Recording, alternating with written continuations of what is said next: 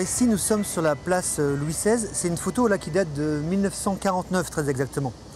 La place Louis XVI, en fait, elle ne porte pas ce nom-là. Son vrai nom, c'est place du Maréchal Foch.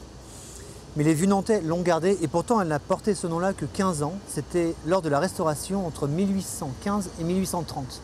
Ensuite, elle s'est appelée place d'Armes jusqu'en 1918. Mais rien à faire, on est toujours la place Louis XVI. Il y a une raison aussi, c'est que d'abord, il y a eu cette colonne de la Liberté que l'on voit ici, qui mesure environ 28 mètres et qui a été érigée en 1790. On a posé Louis XVI, évidemment, en 1823.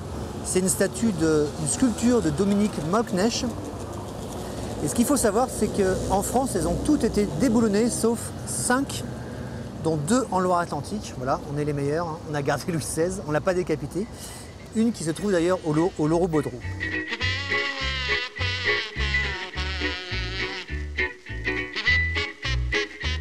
Sur cette photographie, on aperçoit aussi l'hôtel de Bruck, de sinistre réputation, puisque la Gestapo y a torturé ici et tué des résistants. Il y a une plaque en fait qu'on peut voir aujourd'hui qui commémore la mémoire de ces hommes. On aperçoit aussi 2 tramways. Nous sommes en 1949, le tramway de Nantes, le vieux tramway va disparaître en 1958, mais à l'époque il y a encore les tramways qui passent dans la rue Joffre ici. On voit bien les lignes ici qui passent.